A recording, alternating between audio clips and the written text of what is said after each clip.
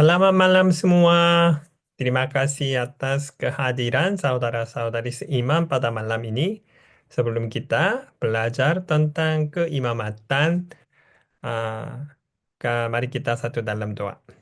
Terima kasih Tuhan karena saudara-saudari seiman datang di ruangan ini untuk mendengar firman Tuhan. Roh Kudus akan membantu kami sehingga kami akan belajar apa artinya keimamatan orang percaya di dalam gereja setempat pada malam ini. Kami berdoa dalam nama Yesus Kristus. Amin. Halo, apa kabar? Hari ini kita akan belajar tentang keimamatan orang percaya. Mungkin topik ini kalian sudah belajar atau belum.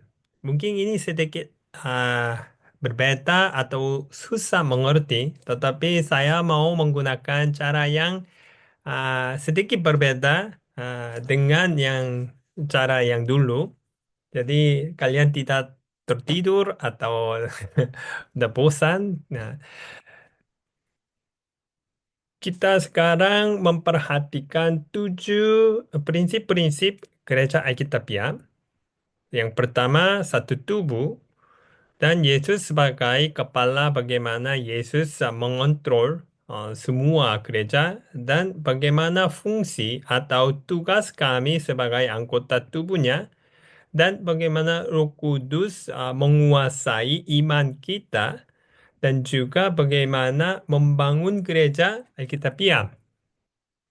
Dan sudah belajar tentang pendisiplinan dan bagaimana kita sebagai anggota tubuhnya menggunakan karunia-karunia Roh Kudus untuk membangun gereja bersama-sama. Dan yang terakhir, tujuh. Ketujuh, keimamatan. Ini kita mungkin perlu melihat bahwa apa artinya keimamatan. Definisi. Yang kedua, sebagai imam-imam, ya, apa tugas-tugas yang mereka dapat dan bagaimana kita sebagai imam yang raja ini menerapkan prinsip ini di dalam gereja setempat kami, kita, dan secara prinsip. Kalau keimamatan orang percaya tidak terjadi di dalam gereja setempat, apa itu tampaknya akan terjadi di dalam gereja setempat. Dan ada quiz. Ini bukan itu quiz yang menulis. Kita akan melihat beberapa hal yang penting bersama-sama. Yang pertama, definisi kita bisa melihat ini konsep keimamatan orang percaya kita bisa menemukan di dalam 1 Petrus pasal 2 ayat 5 dan ayat 9. Kita harus melihat bahwa Rasul Petrus latar belakang dia itu orang bangsa Israel, orang Yahudi. Dan itu memang menarik sekali bahwa Rasul Petrus dia membawa itu konsepnya imam itu kepada orang-orang percaya, bukan hanya orang Yahudi. Seluruh yang dunia itu orang percaya harus mengingatkan kembali identitas mereka setelah mereka menjadi orang percaya. 1 Petrus pasal 2 ayat 5 berbunyi begini. Jadi kalian bisa baca. Hmm. Jadi ini muncul kosakata istilahnya imamat kudus. Ya. Waktu kita melihat sejarah bangsa Israel, imamat, imam itu hanya dari Levi, ya. Itu sukunya ada khusus, ya. Bukan semua orang. Tetapi saat kita menjadi orang percaya, itu kita sudah disebut sebagai imamat kudus. Dan bukan hanya satu kali Rasul Petrus menjelaskan tentang identitas kita, jati diri kita sebagai imam, tetapi dia mengingatkan kembali, ya. Petrus pasal 2 ayat 9. Mari kita membaca bersama-sama. Tetapi kamulah bangsa yang terpilih, imamat yang rajani, bangsa yang kudus, umat kepunyaan Allah sendiri, supaya ada tujuan. Kamu memberitakan perbuatan-perbuatan yang besar dari Dia yang telah memanggil kamu keluar dari kegelapan kepada terangnya yang ajaib. Ini sekarang Rasul Petrus memberitahukan hal ini kepada orang-orang percaya di seluruh Yerusalem dan juga di luar Yerusalem. Ada tiga hal yang sebagai jati diri. Yang pertama bangsa yang terpilih dan yang kedua imamat yang rajani, bangsa yang kudus, umat kepunyaan Allah sendiri. Waktu orang-orang percaya latar belakang mungkin orang Yahudi, mereka baru mengerti, kita sudah menjadi imamat yang rajani. Mengapa mereka kaget? Karena ini jati diri, identitas ini hanya memberikan kepada hanya satu suku. Tetapi sekarang Rasul Petrus mengingatkan kembali bahwa kita sudah menjadi imamat yang rajani. Jadi mengapa mereka kaget? Karena kita melihat tugas-tugas imamat memang itu khusus. Yang pertama, peran mereka sebagai perantara antara Allah dan umat bangsa Israel. Waktu bangsa Israel, orang Yahudi membawa kurban sebagai persembahan, mereka harus membawa kurban dan memberi kurban itu kepada imam. Dan hanya imam itu mereka membawa kurban itu kepada Tuhan. Jadi pengantara Allah dan umat. Jadi kita bisa melihat apa yang itu hak istimewa imam yang punya. Mereka bisa menghadap Tuhan secara langsung. Ya. Kalau kita disebut sebagai bangsa Israel, kita perlu imam. Ya. Tetapi sekarang kita disebut sebagai imam yang imamat yang rajani. Jadi kita bisa bertemu Tuhan secara pribadi. Dan yang kedua, sebagai imam, mereka memimpin persembahan dan pendamaian. Ya, ini apa artinya? Ada banyak acara-acara yang dilaksanakan oleh bangsa Israel. Biasanya imam-imam mereka memimpin.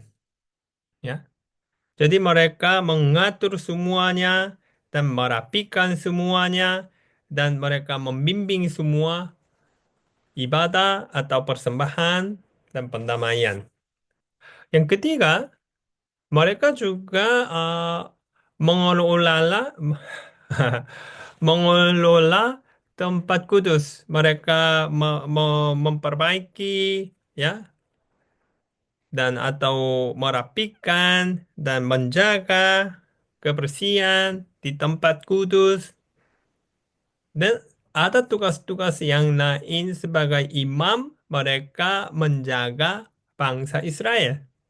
Jadi ini hanya tiga yang peran tugas-tugas imam itu mereka punya dan tetapi kalau gereja setempat tidak menerapkan prinsip ini di dalam gereja, kita bisa melihat apa itu dampaknya itu terjadi dari sejarah gereja. Waktu abad 17, gereja Katolik mereka mendominasi hampir seluruh dunia. Mereka cukup kuat. Dan mereka membuat struktur gereja Katolik Roma cukup kuat. Ada imam, ada uskup, ada paus. Ada tingkat demi tingkat, ya. Waktu mereka membuat struktur, semua umat Katolik Roma harus melewati imam, uskup, paus, dan mereka mempunyai hak yang menyelamatkan umatnya itu Katolik Roma. Gereja Katolik Roma. Apa artinya? Mereka menjual keselamatan. Orang percaya bayar untuk keselamatan mereka. Dan mereka harus melewati imam dan struktur ini. Dan yang kedua, keterbatasan untuk membaca Alkitab. Waktu itu, apakah umat itu gereja Katolik Roma, apakah mereka bisa membaca firman Tuhan Alkitab seperti sekarang kita? Tidak. Ya. Hanya bahasa Latin. Ya. Negara-negara pun ada banyak orang tidak tahu bagaimana mereka bisa membaca firman Tuhan dengan bahasa Latin. Dan juga Alkitab itu hanya berada di dalam gereja Katolik Roma. Jadi hanya beberapa orang bisa membaca. Kalau begitu bagaimana umat Allah, ya, umatnya gereja Katolik Roma bisa belajar firman Tuhan? Hanya dari imam dan uskup paus. Jadi waktu mereka mengajar ya firman Tuhan sesuai dengan keinginan dan atau tujuan mereka, umat umatnya itu tidak bisa mengerti. Mengapa? Mereka tidak bisa membedakan atau menilai apakah ini benar atau tidak. Karena mereka tidak bisa membaca firman Tuhan. Dan ada banyak sakramen-sakramen itu hanya oleh dipimpin oleh para rohaniwan. Ya. Jadi orang biasa, orang percaya kalau mereka mau melayani di Gereja Katolik Roma, mereka harus menjadi para rohaniwan. Dan juga ada perbedaan tingkat rohani antara rohaniwan dan umat cukup jauh. Ya. Menurut kalian, apakah ini gereja Alkitabiah? Kita sudah melihat bahwa Tuhan menyebut kami, memanggil kami sebagai imamat yang rajani. Jadi dari situlah masa reformasi ada namanya Martin Luther. Dia bilang ini, semua orang percaya setelah di hadapan Allah. Semua orang yang percaya sebagai imamat yang rajani bisa menghadap Tuhan secara pribadi.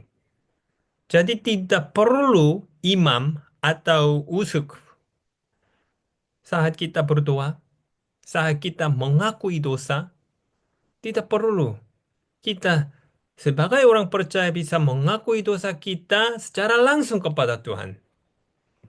Dan yang kedua, semua orang bisa membaca Alkitab secara langsung. Mengapa yang ini penting? Waktu itu bahasa Alkitab itu hanya bahasa Latin. Hanya beberapa orang bisa baca. Jadi Martin Luther dia menerjemahkan bahasa Latin ke bahasa Jerman. Dan juga waktu itu di Inggris. Ada yang Wycliffe namanya. Dia menerjemahkan bahasa Alkitab bahasa Latin ke bahasa Inggris. Tetapi kalian tahu ya bagaimana dia uh, menderita Wycliffe?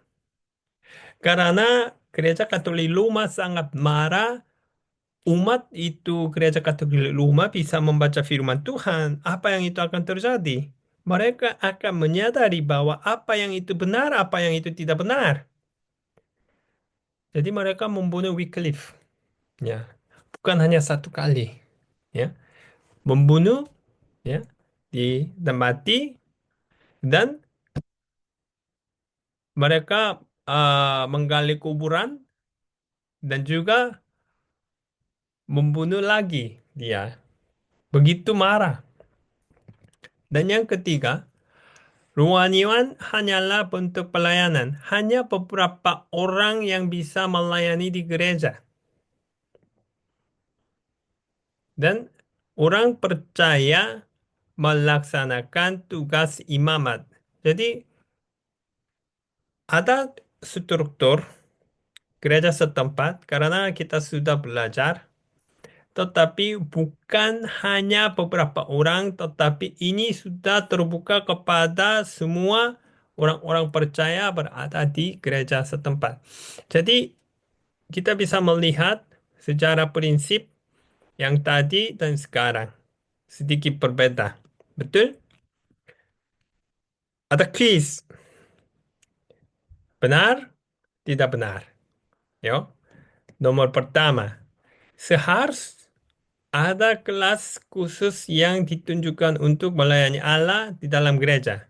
Apakah ini benar atau tidak benar? Saya secara pribadi tidak benar.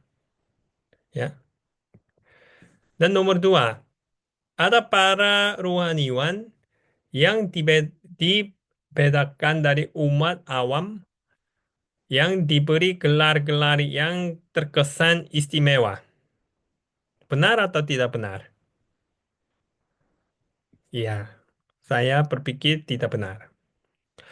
Para rohaniwan menunjukkan status mereka secara tidak langsung melalui pakaian yang berbeda dari umat awan. Ah, ini mungkin sepertinya budaya. Ya. Jadi saya tidak bisa bilang itu tidak benar atau benar, terserah. Tapi eh, itu kalau menjadi seperti kebenaran, saya berpikir tidak bagus. Bentuk bangunan yang digunakan sebagai tempat ibadah, di dekorasi altar dan berbagai perlengkapan ibadah menunjukkan kesan formalitas. Apakah ini benar atau tidak? Tidak benar. Karena ini sangat bahaya. Nanti kita akan melihat lagi. Nomor 5. Para rohaniwan melakukan upacara ibadah yang aneh untuk memuaskan naluri religius manusia. Benar atau tidak benar? Saya kadang-kadang melihat berhati-hati bahwa semua acara ibadah gereja itu bukan memuaskan hatinya manusia. Itu harus memuliakan nama Tuhan. Ya. Kalau gereja setempat itu membuat sesuatu acara untuk memuaskan, menyenangkan hatinya manusia, itu memang sangat bahaya. Hmm. Jadi hari ini kita sudah belajar keimamatan orang percaya. Ini hanya kesimpulan dan nanti dalam grup diskusi kalian bisa lebih menggali bersama-sama. Dan kalau ada pertanyaan tentang hal ini, dipersilakan bertanya kepada saya waktu kalian sharing. Karena setiap minggu saya mendengar rekaman sharing kalian itu sangat menolong saya untuk mengerti sejauh mana kalian. Dan terima kasih pada malam ini sampai begini. Menikmati grup diskusi. Selamat malam.